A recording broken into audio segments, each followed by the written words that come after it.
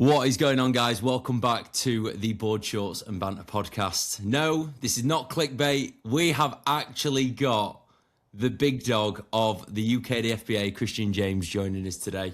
We're going to go through absolutely everything that you guys need to know for competing with the UKDFBA this year, changes that have been made, and kind of like the future trajectory of what the Federation's going to be doing and where it's going to be going. So, yeah, gentlemen, how are we doing? Christian, how are you? Yeah, I'm good. As you can imagine, I'm extremely busy. I don't get much time to myself, which is fine. It's a good busy, but my life is literally gym and working behind the scenes constantly. I didn't realise how busy it would be, but I now understand. Yeah, So yeah. apart from that, all good. Yeah. I was going to ask that. Has it been way more intense than what you thought it were going to be, or is it, aligned with your expectations? Yeah, it's aligned, but it is busier than I thought it was going to be. There's a lot more to it than just sorting out a venue and putting a date together and then ordering some trophies. It's not that. I mean, obviously, I go back and forth with Lee still a lot to oversee everything, but it is behind the scenes. I'm doing so much, and the social media side, as you guys have seen and everyone's seen, takes a lot of time designing things, putting things together, getting them launched. So there's that as well. That aspect is really, that takes a lot of your time alone. So yeah, as well as juggling entries, memberships, things like that are coming in. And it's only going to get busier and busier. Well, so like social media on its own, branding, like that almost is a job. And then you've also got the job of, organising venues, trophies, everything else that you need to do. So it's not only have you taken on the Federation, but you're also rebranding it. You're also finding the venue. Like, I'm sure we'll talk about more, but yeah, it's a lot to take on, mate, especially in your first year of it, Yeah, that's the thing. It's I do think though this year is more like a learning curve for me regarding what will and what won't work, and then you go forward from there, don't you? You go, well, okay, that was a great idea, but it didn't quite pan out. Do we stick with it or do we change it? And I think every show, especially, is going to be like that. And I think especially the first one, I won't really know a marker until actually after that first one to say, okay, this is what we did, or again, it works or doesn't work, and we take that forward to the next qualifier and then the next one and the next one. So it's exciting. It's good. There's a lot of changes being made across the board. Mm-hmm. So I think, like, from an outsider looking in, that's the bit that, like, I'm most impressed with. Like, you've come in and you have made changes from day one. Like, the natural bodybuilding calendar looks very, very different already. It's not like you've gone, right, well, we'll just do the same as last year. I'll see how it goes for myself, and then we'll move from there. It's like, no, these are the changes. We're going to run with it, and then if it doesn't work, at least we've got the experience, the data to prove that it doesn't work. And then if it does work, well, then it's a positive change for the industry, isn't it? Yeah, that's exactly it. I'd always wanted to bring up the qualifiers for a few years, and Lee and I discussed it, but unfortunately, it just wasn't feasible for Lee to do that with his current full-time situation working in the police. It's a time factor as well a lot of the time. But obviously now that it was handed over to me, the first thing I wanted to do was bring back the qualifiers. And from listening to people like you guys and a lot of other athletes, they all wanted the qualifiers back for a reason. It just brings that prestige, I think, back to the British finals, because you have to actually qualify to get there. You can't just get any old person turning up that shouldn't belong there. For me, it's about standards. We all have standards, and to hit that standard, to get on that British stage alone, just to qualify alone, I think is an achievement. Yeah. I think even though there's, as well, the qualifiers almost distribute the competition throughout the year, of course. So like it gives people that are get obviously you have like the novice and whatnot, but like people getting into the sport, it gives them more opportunity before just going straight to finals or something like that. Just get their feet wet, get some experience, and ultimately the athletes that are going to get to the finals are going to be of a higher standard, as you said as well. Yeah, because it's exciting for you guys, because come the finals, I'm going to be there going, we've got the Northern champ and we've got the Midlands champ, the Central champ against each other. You know what I mean? And those guys, it makes you feel, I know as a current athlete, you feel good about, you're thinking, yeah, I'm going to test myself against the current champs of the other qualifiers, or the second place, the run up against the other runner up, and you're thinking, I want to beat this one. He won that one, but I want to be the champ. You know what I mean? I think it brings a lot more excitement and prestige as well. Yeah. 100%. From like my years of competing with the UKDFBA, that's always been something that I've always liked as an athlete. like any accolade that you get, it's almost remembered throughout your entire time of competing with the Fed. Like, you know, when Tom won his Northern, we take the piss a little bit, but he was there time and time and time again. And yeah, it just kind of like, it makes it more special. And I love qualifiers. I'm really glad that you brought them back. Yeah, like I say, not many people do them anymore. And the ones that I think they either don't do them, like all the other Feds, or it's so watered down, it's not really a qualifier. Because if you just have to rock up at a show to be able to do a final or go abroad, that's not a qualifier, is it? Yeah. You know what I mean? If everyone qualifies, how's that a qualifier? It's not. It doesn't work that way. Yeah. It's pointless, really, isn't it? And I think as well, like having that kind of quite clearly, there's a level up from a qualifier to a British finals, and then obviously the MBW as well. Which there should be. That's how it should be. It should be a tier system. Yeah. Because like with the PCA, we love the PCA, but there's very little difference from doing the Northwest to the PCA universe. Yeah, all right, there's an expo, but the backdrop's the exact same. It's run pretty much the exact same. There's nothing that's kind of special about it. It's all cookie cutter kind of vibes. Yeah, and like you say, I mean, the PCA are great, and again, like I mentioned on one of my other posts, and even to this day, I'm still working with Ryan. We work together. I spoke to him this week on the phone. I spoke to him last week on the phone because he's helping me out and vice versa. We're working together with certain things that the PCA have done. I've incorporated behind the scenes that a lot of people don't know about still. That's cool. So there's things coming that they've got, should we say they have, that are being given to me, which I'm going to use for our shows. So let's leave it at that for now. Right. Okay. So it's Ryan and I are back and forth with it, which is good. So there's things that are going to be really good for the athletes, basically. But I do feel sometimes with those shows that they've got that many qualifiers or shows now. I think they're doing like 39 something like this year. Yeah. But when you invite honestly, when I was at the awards, I think it's 39 shows. Yeah. Wow. And the chances are, if you go to one of those shows, you're probably going to get a qualifier for the British or the Worlds or the Universe. And again, I just feel sometimes it waters it down because you might have, like I say with mine, the way I'm going to, it's not like, and I've not put this out on a post, if you're top 3, you get an invite. Well, no, you don't, because what if the top 5 at the Northern are outstanding? Am I just going to give the top 3 an invite and say, well, you two are, you're just as good, but you're not coming? Yeah. I'll give invites to the top 5. But then if, like, there's only 5 in that class and only 1 is outstanding, then I'll just invite 1. Yeah. There's no set precedence. And I think sometimes with, like, the PCA, they just give out too many invites. And I think this happens at a lot of federations. It's not just the PCA. And I understand it's a business model, but you've got to get numbers into your finals and you want to get athletes in. Yeah. I mean, that's the thing, though. You don't really see too many guys at the IFBB pros at the Olympia that are not of Olympia standard, No. So if you're just from as you said, it's a good business model to get as many not people. Too many people. Some people, right? But at the same time, it's like if you're just herding everyone in, it takes that specialness away from the finals. It's like if you invite someone to a final, it's like, oh my God, I've been invited to the finals. That's great, especially if like a newer competitor. But what value does that actually bring to a prestigious finals? Yeah, I mean, it might mean numbers are a little bit less in your final compared to your qualifiers. I mean, you shouldn't get less in your British than you should in your qualifiers. But if your standard of your British, you want it to be absolutely amazing, then there's chances are it might be less. But do you know what? If you win that British final, then you are literally the best of the best. And it's something I'll always reiterate, and I make no excuses for it. I'm not going to say we're better than them and they're better than us and It's not about that. You stay in your lane. I just feel that the standard of our shows, especially in bodybuilding over the years, amateur-wise, has been absolutely outstanding. Because then some of these athletes that don't place that high can go to other federations and win their classes or win their finals, or even go abroad and win their international shows. And I'm like, these guys didn't even place with us, which kind of shows the levels that I want to be at and I want the standard to be at. It's just carrying on that. Yeah.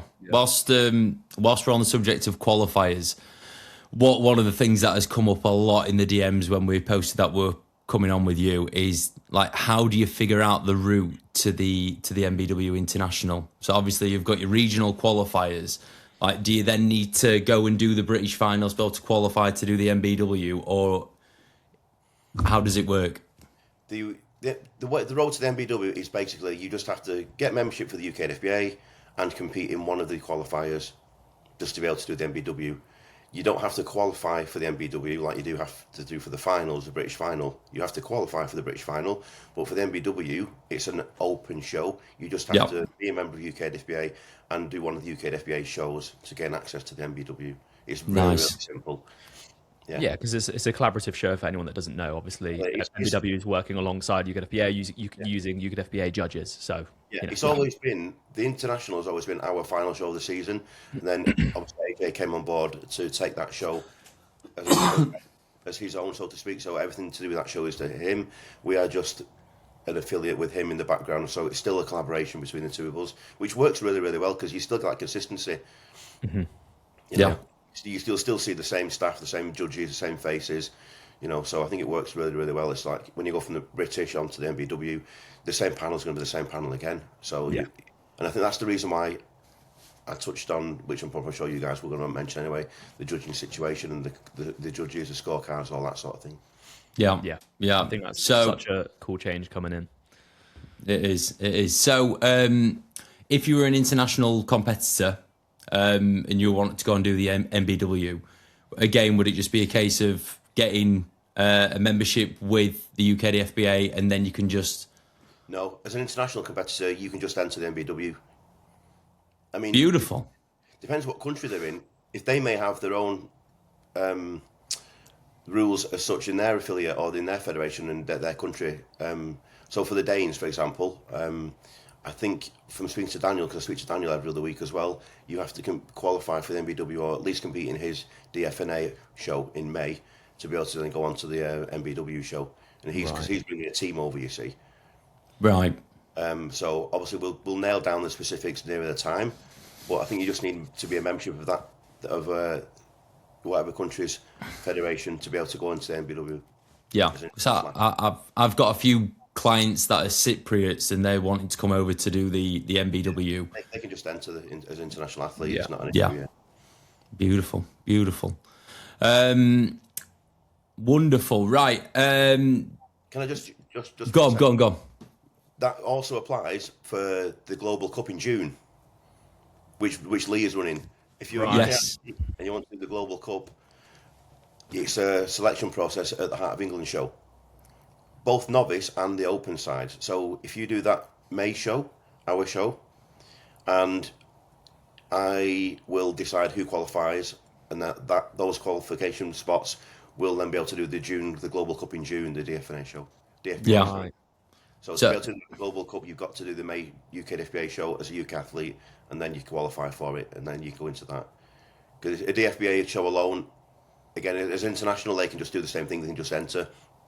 But UK athletes need to qualify via the May Heart of England. Yeah, right. I was just going to say the DFBA. What's kind of like the association with the UKDFBA? Because from an outsider looking in, it looks like the UKDFBA's already got it nailed. What is it that the DFBA provide the UKDFBA with that elevates your federation? A platform for the PMBA, IMBA that we were associated with before. So we qualify athletes to go over to do their shows, the Worlds and the Natural Olympia, etc. Obviously, we came away from them due to various reasons regarding professionalism and their shows in America more. The European shows are still really, really good. We just felt we were a bit let down with the Natural Olympia, if anyone's ever seen it or been. Wording alone is great, but the rest of it's not so good, as we know. Again, so the DFBA was set up just for any athlete of any affiliation can enter those shows without having to pay astronomical prices. So it doesn't matter if you're from WNBF, is it ANBF, DFAC, any of those guys can come, especially as pros, can go and compete with the DFBA. So you don't have to have like a membership or affiliation to the DFBA, so you just enter Sweet. We're trying to bring all the athletes from all the different federations together, so people don't try and avoid each other. If that, you know what I mean? Yeah, yeah, yeah. It's hard because we all, as natural, I say we, my time has passed, but I was. However, Are you not natural, Christian? Jesus. What? I did do 16 years natural, and I did win the MBF British at one point. But hey, I just feel that as natural athletes, if I would like to compete against the best, regardless of what association or federation they're in or tied to. And we'll never know who's the actual best, will we? It's a bit, it's not great. That, like the Olympia, you know, don't you? They're all going to go to the Olympia, but we don't have that, and it's just a shame. And I think that's what we're trying to build to bring everyone together. And I think the MBW is starting that, and hopefully that will become that, in my opinion, in years to come. Yeah, I think that, and that's why, like, when it was kind of announced that the DFBA's got this, like almost like bucket list of opportunities and all the barrier free stuff, I just thought the MBW was going to naturally become that without having like a really strong association with the DFBA. Like, it will just become the best because it's run really well and it is open to everyone to do. So yeah, I mean the MBW is a DFBA show as well, but I think the name of MBW with AJ being involved in it will automatically bring those really good athletes to it. And we also what that show was like last year. And my goal for this year is to make our British finals on a par with the MBW show from last year. Mm-hmm. And that's nice in place because there are things that I haven't announced yet that are making that possible. With obviously you've seen the venue for a start, and if you've been to Wigan, I don't know, but it's an insane venue. It's huge. Is it where Two Bros? Yeah, it's a regional. Because I went when AJ competed there, and I was like, I like this venue. It's not far for me. It's not far for you. Priorities. I spoke to them afterwards at some point, and I was like, right, I know what I want for our final. And then, the lighting alone was really, really good at that point. The setup was really good. It was a huge auditorium. The tech was really good, and I've already brought in, and it's already been done. I've got extra lighting rigs coming in for that show. I've got a whole backstage being created at the side as well for the athletes to go. There's going to be probably thinking about getting some sort of live feed going in there. That'd be cool. Well, that show. I think it'd definitely be worth it because again, like the MBW live stream was absolutely phenomenal, and the amount of people that watched it, like there were times where I were going on, it were like 200-300 people. Yeah, watching a live stream, that's pretty wild for like a first timer. We got up to 1,000 people when we were on a break. Obviously, we were getting the numbers when we were sat there having something to eat and having a brew, and people were like, "Yeah, they got up to just over 1,000 before." That's crazy.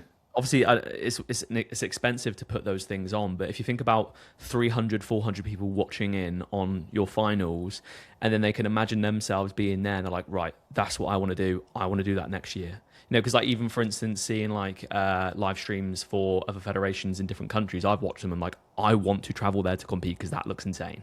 So it's such a good form of like advertisement as well, but also reinforcing that community and just giving, just putting more eyes onto the UKDFBA as well, Exactly, and like I said, with this season, it's a learning curve, and if you don't make loads of money, do you know what? It's not about that all the time. Excuse me. It's about getting, like you say, getting the eyes on for the following season or the following show. Yeah. So after the first show, if the first show goes amazingly well, people see that and they're like, "Wow, that was insane. I want to do the next one. I want to do the one after that." What if that's like that? What's the British going to be like? What's the MBW going to be like? Yeah. And it's that knock-on effect, and that's what you want, really. Yeah. So with that DFBA show, then, is it going to be UKDFBA judges there as well? It's going to be the same as MBW. Everything's going to be the same staff, same setup, same judges. It's at the Athena, which is a really nice venue as well. It's really good. Yeah. So it's the same again. So yeah, people will know what to expect. Yeah. And is that Lee's show? Is that is Lee the... Lee is still the European president of the DFBA for I think it's like for another 12 months or so. So he wanted to just put a standalone international show on for the international athletes and UK athletes that qualify for it. So that's his. I've got my own stuff to do. Don't get me wrong, we're still back and forth about that show as well. Yeah. You know, some of the things I help him out with, and like the graphics for the social media, for example, that's me passing things over to him, which is really grateful for, because he's there for me when I need his help going forward. So, but again, he's just the man behind the curtain, so to speak, like the Wizard of Oz pulling the strings. And the front of house again is going to be me and my team. So yeah. Sweet. Nice, Tom. Where do you want to go with it next? Yeah, I mean, I feel like I wanted to ask you this at the start, but we already kind of just got stuck into like the flow of things like straight away. But I think as obviously people are going to be, Bob, I mean, you've been around in the UKDFBA for years, and a lot of people do know of you, of course. But I mean, if there's anyone listening to this, which is no doubt going to be that people that are, you know, new to the UKDFBA, want to compete in the UKDFBA Federation, I think it's just good to know a little bit more about like you specifically and like your journey into bodybuilding and whatnot. So I know it's a bit of a backtrack here, but I just kind of want to find out a little bit more about you. So, you know, how you got into bodybuilding, what you've done in your time in bodybuilding, how you got involved with the UKDFBA and stuff like that. Yeah, I think so. I think we all would probably start off the same. I was like a young skinny kid at school. Didn't like being skinny. Used to wear a jumper under my school shirt because I was so skinny. So yeah, that was. I think I left school and I was. Things stick in your mind, don't they? Even as like the age I am now. If you don't forget something, to me that tells me it's affected me, even to this day. So I left school weighing 8.5 stone at 16 years old. Jesus. Yeah. So you're quite a tall guy as well, aren't you? Yeah, I'm 6 foot. Yeah, I mean, I don't think I was 6 foot then. Don't get me wrong. I wouldn't have been far off. But my background in school was football to a high level and sprinting. Right. I was pretty rapid. Yeah, but obviously I was really skinny. So I got to a point where, right, I need to go to the gym. So my dad took me to a gym back over here in Manchester called. You guys might even remember this. I know you're a lot younger than me, but if you might remember Latham's Gym or heard of Latham's Gym. Yeah. They were the original qualifying shows for the EFBB before it became UKBFF. So you had to do a Latham's Gym qualifier all over the country to then get entry into the old EFBB, which is UKBFF, where the best of the best EFBB was when you only get one pro card a year back in those days. So I went to Latham's Gym, which is an old spit and sawdust gym with my dad at 16 years old, terrified in this gym. So, but then from that minute on, that was me hooked, as you can imagine, like it's happened to all of us. So it was just a case of going through school, college, trying to put on some muscle, which seemed impossible at the time. But you just carry on and just eating anything in sight. And then for some stupid reason, I don't even know why, I decided to compete at like 20 years old when I didn't really have any muscle. And it was, I think I was like 18 when I met, Damien Lees. He's still my best friend, Damo. He was training at Silver's Gym in Bury, which I joined because I went to college in Bury as well. And he competed once as a teen. And at one of those shows, in the same lineup in the teens, was Lee. So Damo and Lee competed in the same show in Pudsey, where there was about 20 about juniors. There was 20 of them. Love it. So a big lineup of obviously teenagers. I was at that show supporting Damo. Lee's there. They get talking. We all become friends, and that's how that began. So then I competed at 20. Lee and Damo turn up to watch me. And I did like the A and B, which was the first Natural Association, all from all those years ago. The Yorkshire show, Michael Phillips's show, and you couldn't make it up. So I turn up and they say, "Oh, you can't do the juniors, even though you've entered them, because you're going to be 21 just the week before the final. So you've got to win the novices with the men." So you can imagine for someone that's been training 3 years, not knowing what he's doing, eating tuna sandwiches, not dying. So I ended up doing it and came 4th out of 7. So I was happy with that. I had the same shape as I have now. So shape and structure is genetic. If people go on my Instagram, they'll see a few pictures of me from that show. I had hair. It's quite funny. So I did like the year after as well, because that bulk got me from being on stage. I did 97 as well. Didn't place 97 because I didn't diet again. I thought, well, 1997. Yeah, the first show was 96. Yeah. Right. I was born in 1997. Yeah, well, no one asked you that, did they? Nobody asked you. I got called the other day. I got called an old head in the industry. I now suddenly feel very young. Thank you, Christian. This is why I came on this pod. This is the reason. Yeah. So 96, 97. So then I took 10 years off just due to life, I think, just not really being that bothered about it. Relationship and just not really giving a monkey's, just carrying on with doing what I was doing. So 10 years off, came back in 2007 to do the BNBF because obviously they were the new natural fed. Went to do a regional qualifier, which was the Northern, because it's near me. Ended up coming third in that regional. Then went on, I think it was like a month later was the finals, went on and won the final in the novice category. Then did 2008 and 2010 in the heavyweights as well, placing in, I think it was top 3 in both. Then felt like, I probably hadn't, but obviously I felt I've hit my potential naturally because I wasn't really seeing much in the way of improvements. So decided in 2012 to go assisted. Back then it was different than it is now. Obviously there wasn't as much knowledge, but when I say assisted, if anyone uses it as the least as possible, that would be me. It's shocking. So, and especially back then I didn't really know. So I went and did the UKBFF because it had changed by then, qualifying in Leeds and Northern. Ended up coming second in the classic class. It was when classic was first introduced. Right. Before it was in the NPC. Oh, no way. UKBFF brought it in first. The height to weight ratio back then, yeah. So I ended up doing that. Then went to the finals and came third in the British final out of like 16 guys. Which I'll still stick to this day. I was definitely second, if not first. I came third. Robbed. Yeah, robbed. Honestly. Robbed. I don't know what they're doing. But It happens. It happens. It's ironic because an actual guy came fifth. He was a current British champion for the BNBF called Michael Hannum, and he was fifth. So, yeah, I ended up coming third in that, and then from then it just progressed really, and I carried on competing, and then competed 2014 again, same thing, classic class.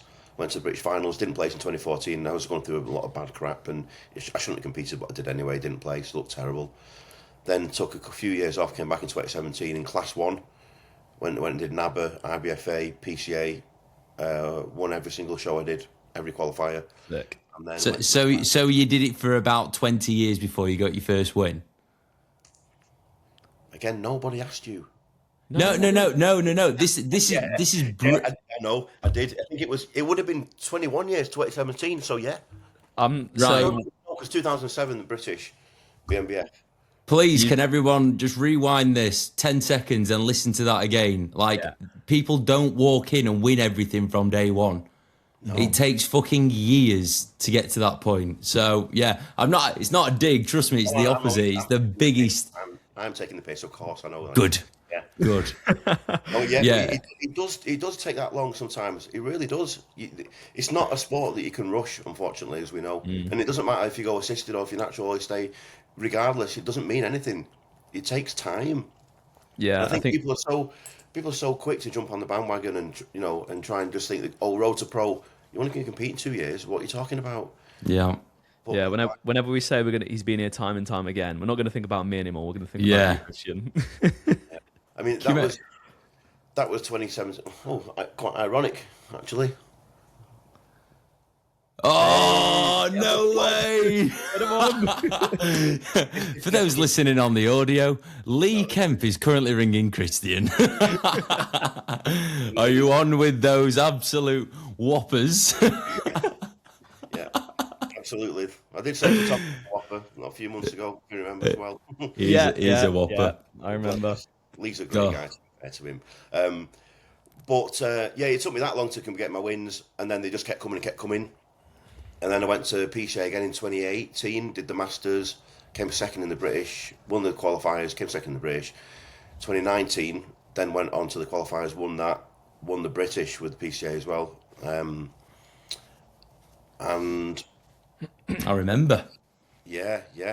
And then I think that was me until I did do, Christ almighty, I did 2 bros in 2021 in the classic class, in the Open. I thought, no, I'm going to go in the Open.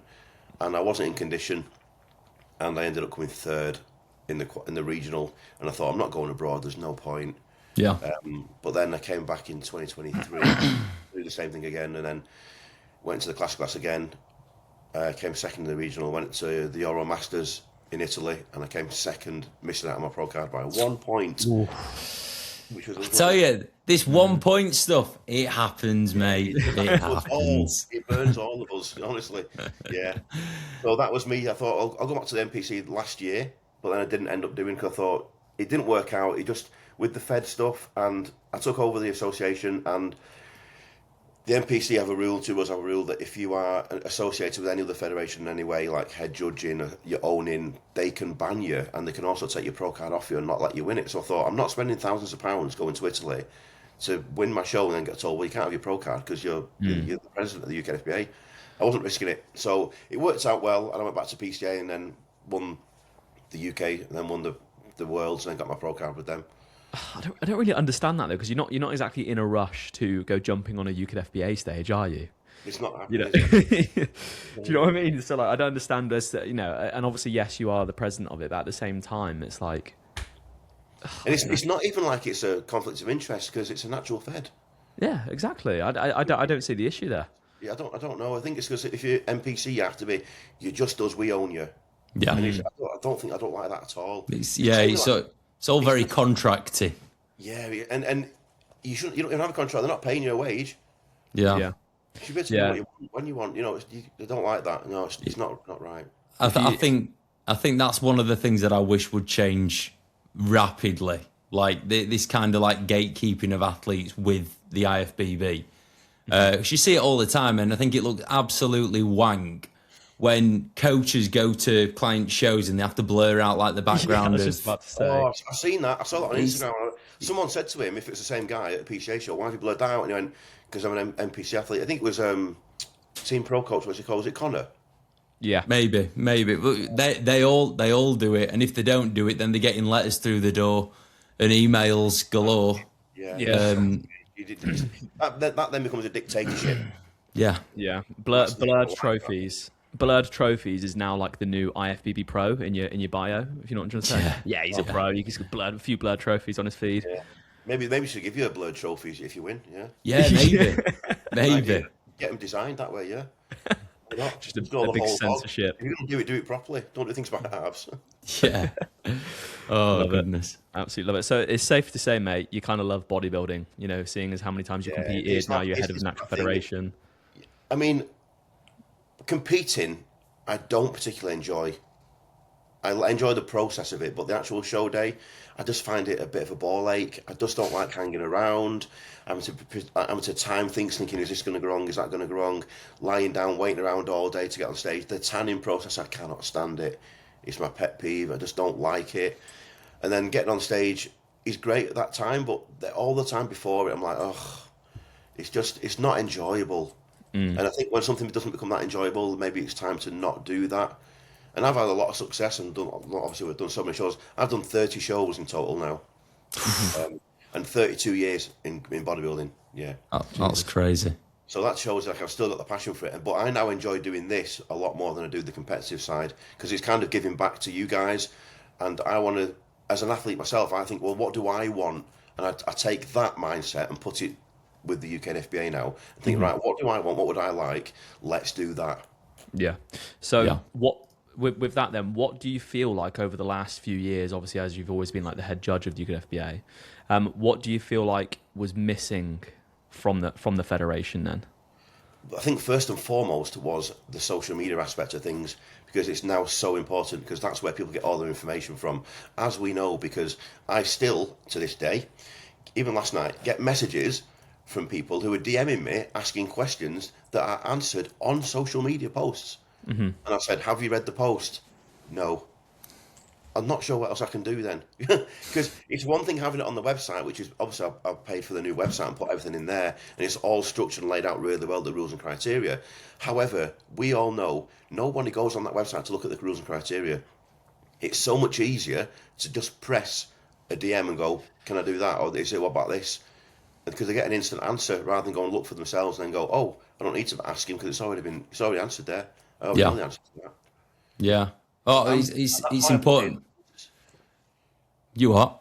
That's why I try and put as much information in said Instagram posts to stop that happening. But again, people just don't read things. They just don't want to read it.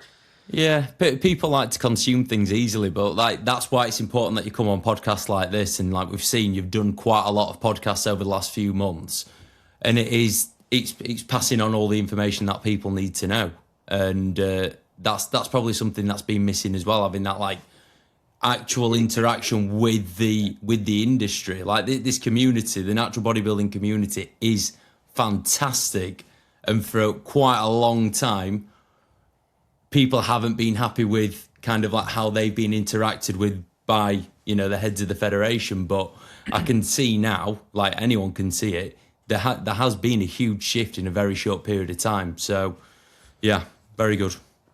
Yeah, I think with anything in life, I think communication is everything. If you've not got that, then forget it. That's the most important thing. And you know, like it goes back to Lee before. I mean, as great as a guy Lee is, he's been my best mate for 30 years now. This is like 31. He has got a full-time job, which is very stressful, which he's got to manage. Yeah. And when doesn't answer DMs or he can be a bit off, I don't think it's him being that. Yeah. He's just like, oh, just go away. I'm too busy. But then you forget, like, I can't be that way. I've got to be a different way because this is a business and these are people that are entering shows and they're paying my mortgage, so to speak, or whatever it is they're doing, because it is that way. And we all get frustrated. Even now, I would have been in this game for like, you know, taking months, but some of the things I get, I'm like, are you for real asking me this? What, really? But you can't say that to them. You know, you got to like be professional because that's your job. Yeah. So it's just frustrating sometimes, but again, yeah, you just got to realise what, like, so to speak, know your audience. Yeah. Such, you know? What do you do for work, or are you now all in on the UKDFBA? I'm all in on this now, as well as I do obviously a little bit of coaching with athletes, and my posing coaching as well is quite popular. I'm still doing a lot of posing coaching, but this is like the main thing now because it just consumes a lot of my time. Yeah. That's the bottleneck, isn't it? I feel like if you're going to do this, you need to kind of be all in on it. You know, whether if it's a side thing, then like that will show through or almost limit the federation just through like athlete experience or things not getting done to a high standard as they need to be. It's like if anyone wants to be like a successful online coach, for instance, there comes a point where you have to go all in on it. You can't just do it as a little side hustle or, you know, a side thing because you stretch yourself too thin. Well, you do, and then you can't have too many baskets going on as such. You've got to just stick with one and go, right, this is the one, I've got to concentrate on this one. And the other things to the side are fine, but that's your main one, like you say, because it shows, even if you think it'll be fine, it will still manifest in other ways, and you might not see it, but other people will, and that's not what you want. You know, so that's why it's all the posts of the social media stuff's gone out, and I've just tried to cover everything that I can that I wanted to put on so far. I mean, don't get me wrong. At first, it was quite a lot going on there, and it's obviously that was my intention, so people keep an eye on the page and get that interaction. And then now, when something's put up, they'll see, okay, something's been posted. It's probably important. I'll go and look at that. Yeah, I'm not just going to post waffle. There's just no point because it just doesn't get any. No one's interested. I'll try and keep things posted interesting that people actually want to know, or that's actually interesting for people to see. And then, as we go along, any updates as such, which there's constant updates in the background that I'm doing, like I say, that I haven't yet put out, but that I will do in time before the shows, and it's things that athletes will want to know. It's just about being organised, like months and months in advance, really. Yeah. You know, because I mean, in the past, it's little things like athletes' check-ins on the morning of the show. I'm going to try and hopefully switch that and do it the day before, or the evening before, because then it saves the athletes time and stressing to get in there at a certain time the morning of the show. It frees up more time for us guys to set up the stage and do all that sort of thing.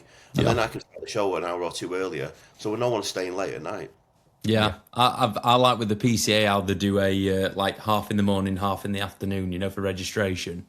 Yeah. But if you can do the night before, because like the majority of people is going to be getting tanning anyway. Yeah, exactly. They're going to be there. Yeah. You know, and it just helps organisation. And if I can get everyone checked in and get your numbers and get your pack and get everything else, so you just have to turn up on the day whenever your class is, you know, whenever you're ready. Yeah, that'd be dreamy. And nice. Like a 9 a.m. start. Oh my god. Yeah, imagine just a 9 a.m. start and a 6 p.m. finish. Oh baby, sign me up. Exactly. Trust me, as a judge, as you know as well, Josh, you don't want to be sat there till 8 o'clock at night, 9 o'clock at night. Yeah. You know, if you can try and not have that, then great. You're always going to get some shows that are going to run a little bit later than others because of numbers, and Yeah. obviously some athlete classes are always going to go on a bit later than others. It's just how it is. It can't be helped. Someone's got to go on late. And Yeah. whoever it is are going to moan. Doesn't matter who it is. But Mate, It's all of us men's physique guys that are left, bottom of the barrel at the end of the day. yeah, you have to scrape that barrel, don't you? So put you in there. just have Tom on his own at the end of the day. Tom's class. It's all right. I'll hold the fort. It's fine. Exactly. Um, You get more from this year's experiences than previous ones. Certain classes that have changed for certain reasons, and this is why I changed the criteria in the posing with certain things. Like Yeah. we did drop behind. I think on female classes, our numbers were dropping and dropping and dropping. So obviously, I spoke to people in this game, asked a lot of the female posing coaches and female athletes, what's stopping you from competing with us? And I took that on board, and hence changing things like the figure for doing the poses and posing routines, changing the bikini class to not doing quarter turns, and then bringing it more in line with the other federations to attract those people in. Yeah, I like that.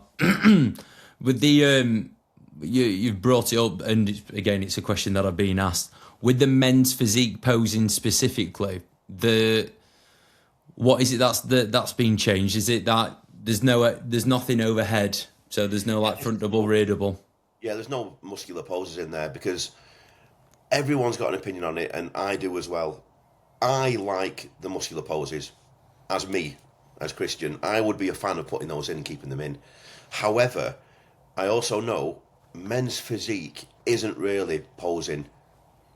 Yeah. I do believe it's just structure, shape, symmetry, and that's what it should be focused on. So I brought it back to its originality in what I think is the right thing going forward, because a lot of people say, well, I look good in poses, so I want them in. But then other people say, well, my structure's amazing, so I don't need the poses in. You can't please everyone. So Yeah. I think if you want to do poses, my opinion is then learn your poses, go away, get a little bit more muscle, and do a classic or do a bodybuilding. Yeah, 100%. I do like the abs pose. I do like it, the hands overhead. Yeah. It is one of my things. I do, and for men's physique, I also believe that it probably should be in there, but again, I didn't put it in because again, if you put that one in, why have you not put that one in as well then? I think still the front ab shot is more of an aesthetic shot rather than like a muscularity shot. I agree with it. I agree, but then if I put one pose in, people have also said to me, we can put that one in there as well. Do you know what, Christian? Just do what the WNBF do. Just kind of like Steph will just sit on the mic and then just go front ab shot, guys. Just stick it in whenever you want. You can, because then people are like, hey, what we're doing this, and can you imagine like you like your heart's going to, and you're thinking, oh my god, I don't even practice this. Yeah. I mean, if the judging's finished, then that's yeah. That's my joy in the eye walk. You crack on. Yeah. Because so the judging is done, then I am still keeping an eye on your presentation and your posing. Of course, it will make a difference. But so with the UKDFBA this year, just to clarify, in the eye walk, you can do muscular poses. You can do muscular poses, yes. Right. Yes. Most muscular crab. Get crab most muscular going. Yeah. Rear glute spread. Yeah, Tom, bro, you don't need to do that, mate. That is going to highlight all your weaknesses. You stay nice and aesthetic, pal. Don't worry about it. Tom will drop from first to fourth in an instant. Yeah. I'm here He'll end up in the women's classes. I do think men's physique, though, at its core, it's all about who can stand there and just look like a statue. Correct. Just like everything is just there. Everything's symmetrical, perfect. Not having to, show strength through like muscular poses. I think it's the guy that can just stand there like they would stand on a beach, and you go, "Who the fuck is that guy?" Yeah, and that's how I like to judge men's physique. I always look at it and think, who is got the prettiest physique? Just stood there like, okay, wow, fair play. Yeah. That guy looks insane. Mm-hmm. That is, I always use the word nice, but like, oh, that's nice. Oh yes. Yeah. You know what I mean? Oh, they could turn me. They could. I'm not, but I get it. You know what I mean? Yeah. That's why Jovan does so well, because you just look at him and you're like, I could see myself with him. Yeah, Pretty in his face as well, isn't he? holding hands, skipping around. Yeah, that's it. So listen, write that down, guys. If you want to win, you just got to be really pretty. We're gonna have guys getting on a stage next year for men's physique with like makeup on, like lashes. I think we should host a regional in Dagestan and see what happens. 2 weeks. Yeah. Oh dear. Right. So the front shot in men's physique, is it one hand on hip or is it one? Can you do it hands off? Whatever you want to do. Sick. Whatever you want to do. I rate that. As long You as heard it's front pose of choice literally means front pose of choice. You can do one hand, no hands, Ryan Terry, whatever you want to do. Superman pose. Yeah. Nice. Yeah. This is a rogue one, but I had a DM from a guy called Kieran Evans. I don't know if you you know that failed the drugs test with the PCA. Mm-hmm. He's asked where he stands with like competing with the UKDFBA heading into 2027. Like he obviously failed the drugs test with the PCA, so like a urine test. He then went and did a polygraph with the WMBF and passed that. Where did the UKDFBA stand with allowing him to compete? I have spoken to him, so I'm not sure why he's asked that question on a public forum. For me, because he went and got a second test done, and I think the conclusion was he found that the product he was using was contaminated, which was unknown to him. Yeah. Fair enough. It's traces of something, which a lot of pre-workouts do have, and you've got to be really careful with them. It happens to the best of people. However, my stance on it is that was clearly an innocent mistake on his part. Yeah. So as far as I'm concerned, he can come to me, have a drug test before said show when I choose, and if he passes that, then it's not a problem. Yeah. I agree. I agree. Well. When that happened, I would like to think I'm a pretty good judge of character, and it just didn't seem right or fair. Yeah, it just didn't seem like it aligned with him. And again, I copped some grief because we straight away on the podcast I was like, I don't believe that's right. And I had so many people like, oh yeah, well you've made this mistake before. It's like, no, trust me, I'll die on this hill. I think he's an innocent party. Yeah, you can kind of not see or say because that's wrong, but some people you just know there's like no chance. Like, for example, Adam Powell failed his polygraph at the WMBF Worlds. Yeah. Come on. Yeah. That's just, Adam is, obviously, he has a little bit of anxiety. He talks to me most days. There's no way he's done anything untoward or took anything untoward. Yet he failed. And he's like, I don't know what's going on. Let me do it again. And he failed it again on the same question. He's like, I don't understand what's happening.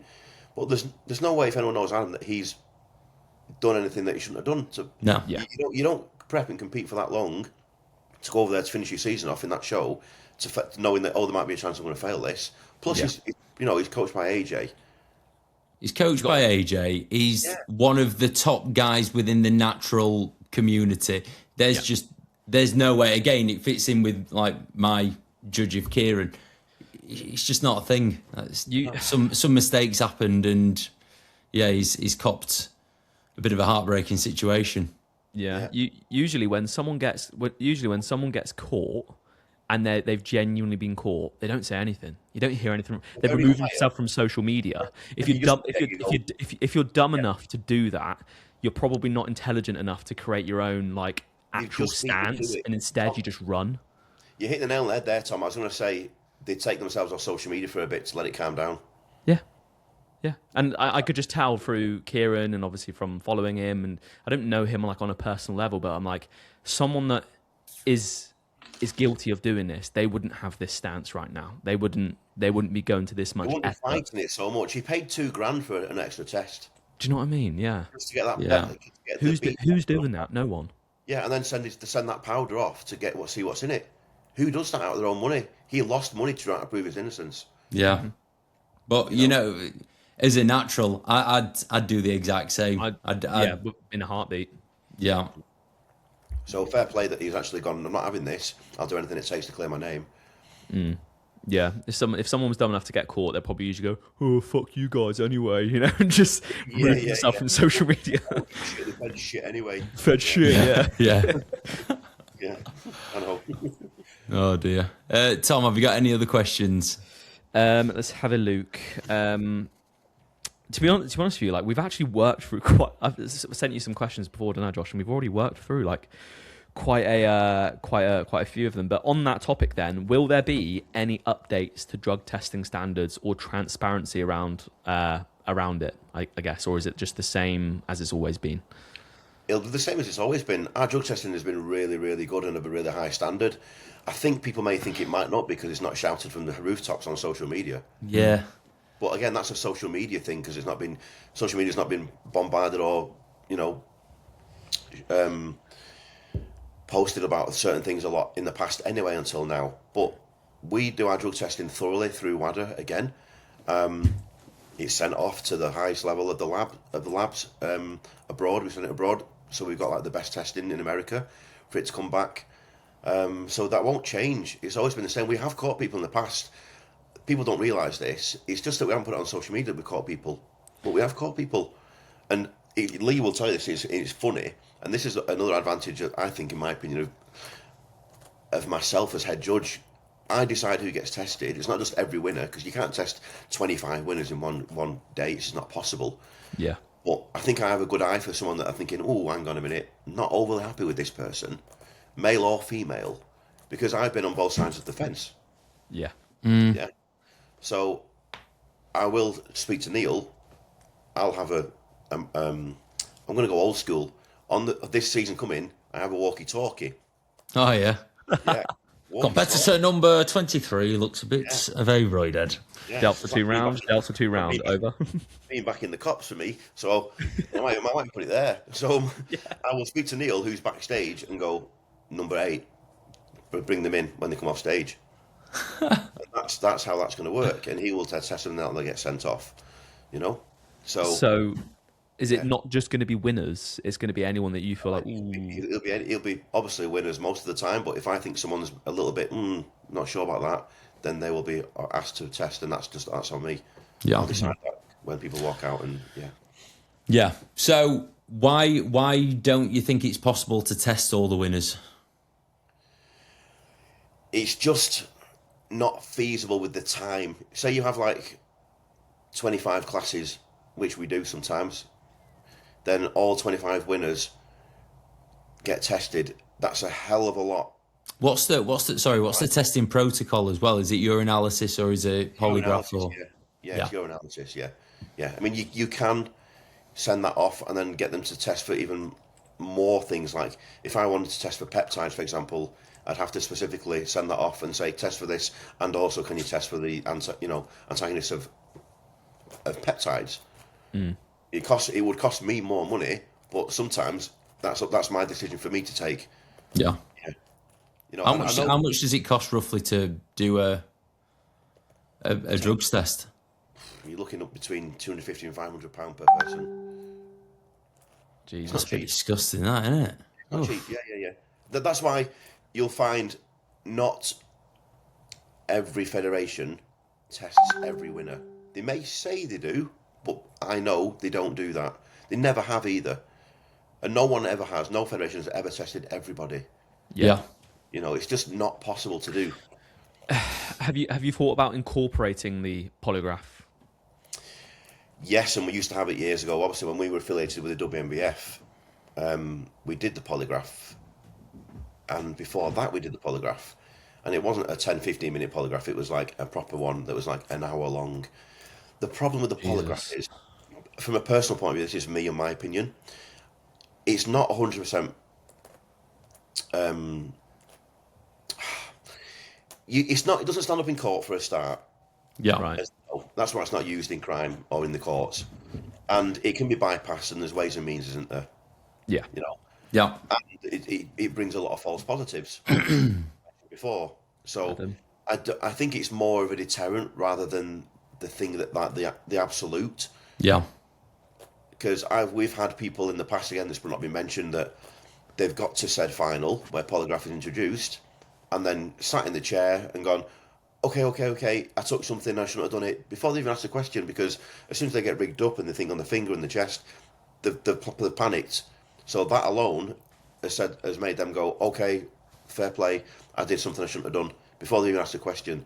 And I think it's that deterrent rather than the actual result. Yeah. The first time that, in fact, no, it weren't. It was the second time that I ever had a polygraph. I was out in Vegas, and you know, I'd already been polygraphed, so I knew that I were fine. And like the fifth question, asking, "Have you ever taken insulin?" And at the time, I remember thinking, like, of everything that there is to do, I wouldn't mind doing insulin. And it came up as like a false positive, and the guy was like, "What were you thinking about when I asked you that question?" I was like, I kind of like got a bit distracted and started thinking like, oh, maybe one day I'd like to do insulin. I didn't really know what insulin was at the time. And he was like, right, what I want you to do is not think like that. And I want you to concentrate on answering the question. And then it obviously was fine. But there were a brief moment where I was sat there in Vegas, I was like, shit, I've flown out here. I've spent God knows how much money on doing this. And a polygraph is going to ruin everything. I think that's the problem. I don't think it's just like they ask you, for example, like when I had mine back in the BNBF days, they said to me, "Is your name Chris?" And it's Christian. My entry form said Chris, obviously, so they went with Chris, and I thought, well, no, that's not my name. So what do I say? What do I say? And I went, oh yes, and then oh, you passed that question, but that's not my name. And and I think one of them they always ask, I don't know if it's still the same, is have you ever stolen anything from somebody? Yeah. And as kids, we've all been in our dad's pocket in his coat and took £1. So does that count as like stealing something? It's like, no, never stole anything. Yeah, you passed that one as well. But I have, because I took £1 out of my dad's pocket. Yeah. Yeah. You know what I mean? Yeah. It's like, well, where does that ambiguity come from? Yeah. How far do you go with it? Yeah. It's a tough one, isn't it? I'm not nothing against polygraphs, but I do think it's a deterrent, and I do believe that it's a money maker. Because that's fun. You've got to pay in cash. Why? Yeah. You know, where's that cash going? Yes. It's Maybe I a should bit, bring it in. Maybe I should make my own and bring it in like a yogurt pot and stuff and put it on your head. Christian, mate. It's all right. I'm going to do it myself. I'll do it. I'll take one for the team. 30 quid a go, cash only. You can. Yeah. Well, between the three of us, £10 each. There's your 30 English pounds. Yeah, Let's go, baby. Let's do it. Cup and string. You got one ear, and they're just speaking into it. exactly. Yeah, that's what I'm going to do with my, instead of my walkie-talkie, just a massive long string to backstage. Perfect. Right, Christian, one more question for you, and then we'll wrap up the podcast. If I was a natural competitor wanting to step on stage this year, why would I choose the UKDFBA to compete with? Sell the federation to me. Oh God, this is me being. Oh, I don't want to be. I know. I've just put you under all the pressure, mate. This is like do you know in the, what is it? Wolf of Wall Street, like, sell me this pen. Yes. Yeah. And I'd rather be the guy that says, "Come and find out for yourself.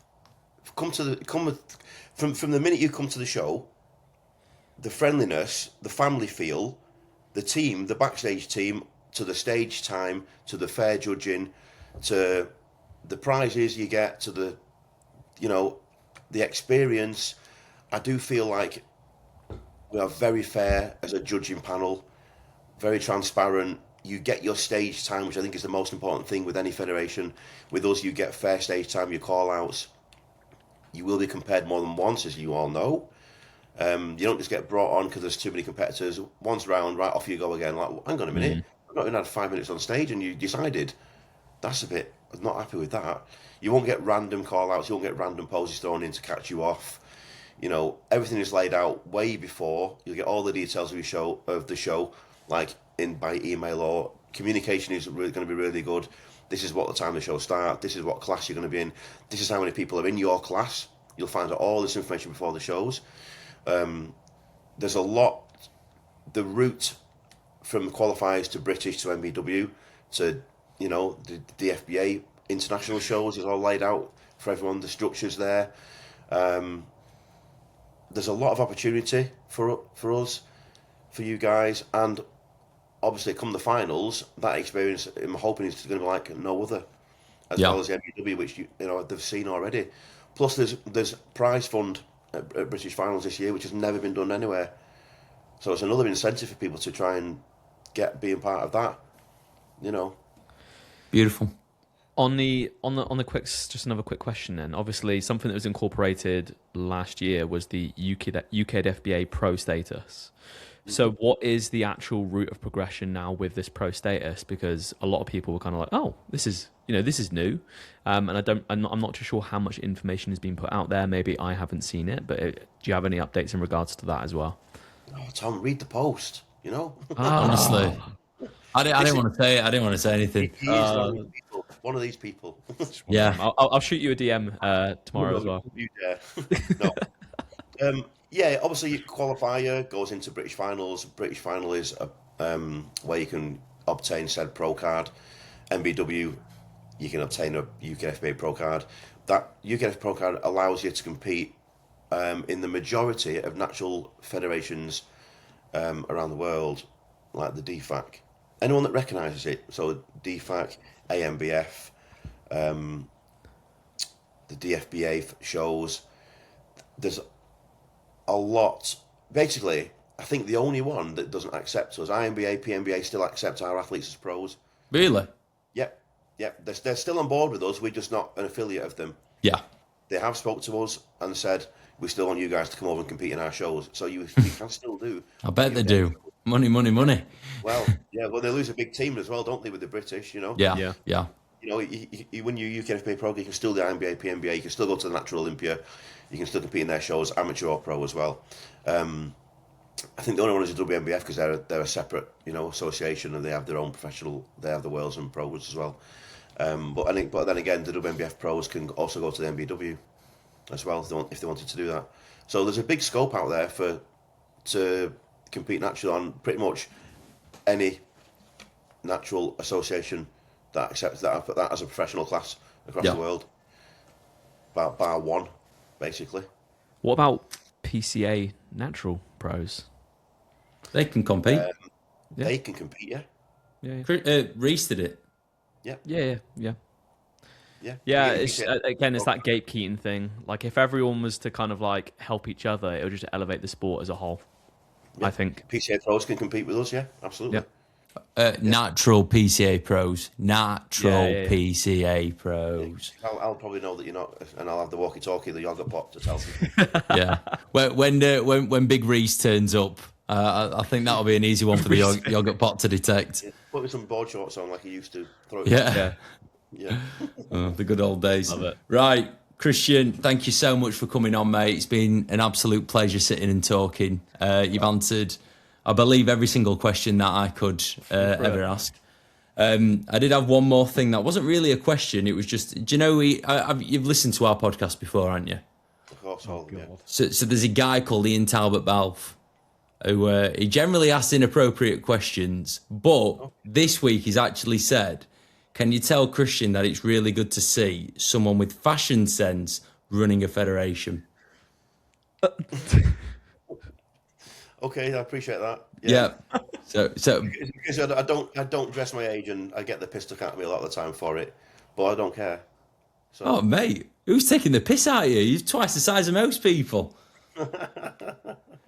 No, it's been class, mate. I'm sure that there's been a lot of value provided to all of our listeners, and you're more than welcome to come on in the future and kind of keep us up to date with anything that's happening within the federation. Brilliant. Appreciate it, guys. Thank you for having me on. Wicked Cheers, stuff. mate. Where just finally, where can people find you? Here. Hello. He's in Manchester. Yeah, what road do you live on? The best bet is unfortunately or fortunately is DM.